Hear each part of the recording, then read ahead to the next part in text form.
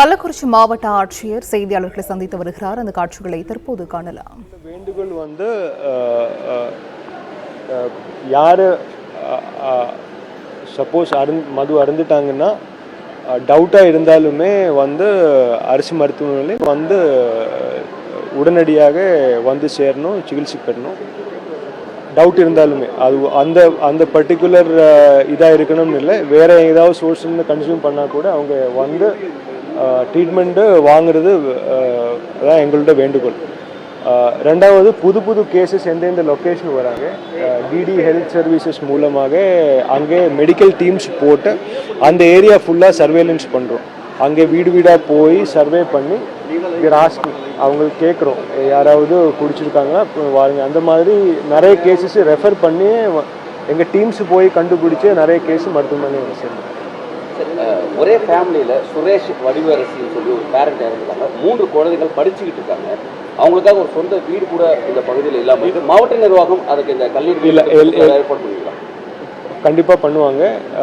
இந்த ஸ்பெசிஃபிக்கான திட்டமாக இல்லை வேறு ஏதாவது திட்டமானு நாங்கள் அரசாங்கத்தில் கேட்டு முடிவெடுப்போம். அரசாங்கம் மாண்பு முதலமைச்சர் என்ன உத்தரவு கொடுத்துருக்காங்கன்னா, அனைத்து ஃபேமிலிஸ், இறப்பான ஃபேமிலிஸும் மற்ற ஃபேமிலிஸ்லுமே போய் சர்வே எடுத்து அந்த ஃபேமிலிஸ் யார் யார் இருக்காங்க, அவங்களோட பொருளாதார சூழ்நிலை எப்படி இருக்குது, எஜுகேஷன் ஸ்டேட்டஸ் எப்படி இருக்குது, வேறு ஏதாவது சப்போர்ட் இருக்கா, லோன் இருக்கா, ஏதாவது உதவிகள் செய்ய முடியுமா, அந்த மாதிரி எந்த திட்டத்தின் கீழே அவங்களுக்கு உதவி செய்ய முடியும், அனைத்து திட்டங்கள் கீழேயும் எந்தெந்த திட்டத்தில் எலிஜிபிளாக இருக்காங்களோ அந்த அனைத்து திட்டங்கள் கீழேயும் அவங்களுக்கு உதவி செய்கிறதுக்கு அரசாங்கம் தயாராக இருக்கு. நார்த் இந்தியன் ஒருத்தர் இறந்துருக்காரு, அவருக்கு அப்பா அம்மா ரைட். ஒரு ஆள் ட்ரீட்மெண்ட்டில் இருந்தது, அவர் இருந்துட்டாலும் செக் பண்ணிவிட்டு நான் உங்களுக்கு கன்ஃபார்ம் பண்ணி சொல்கிறேன். கள்ளச்சாராயம் தடுப்பதற்கு போலீஸோடு இணைந்து கடுமையான நடவடிக்கை எடுக்கிறதுக்கு தமிழ்நாடு முதலமைச்சர் உத்தரவு போட்டிருக்கிறார்கள். அது சம்பந்தமாக சிறப்பு டீம்ஸ் மாவட்டத்தில் டிப்ளாய் ஆகிருக்கு. அவங்க ரெய்ட்ஸ் பண்ணுவாங்க. அது இல்லாமல் லாங் டேர்மில் என்ன இன்ஸ்டிடியூஷனல் மெக்கானிசம் இங்கே டிவைஸ் கள்ளக்குறிச்சியை பொறுத்தவரைக்கும் குறிப்பாக ஒரு கள்ளச்சாராய எப்போவுமே அந்த ஒரு பிரச்சனை இருந்திருக்கிற மாவட்டம். அதிலும் குறிப்பிட்ட பகுதிகளில் இந்த இஷ்யூ இருந்துகிட்டே இருக்கு. ஸோ அது தடுப்பதற்கு ஸ்பெஷல் ஃபோக்கஸ் பண்ணி போர்க்கால அடிப்படையில் நடவடிக்கை எடுக்கும். அது இல்லாமல் லாங் டேர்மில் கூட அந்த இது வராமல் இருக்கிறதுக்குள்ள நடவடிக்கை எடுக்கும். ஃபாஸ்ட்டாக நிறைய extra forensic surgeons other medical college வந்திருக்காங்க. குயிக்காக முடிக்கிறாங்க. மெடிசன்ஸ் நமக்கு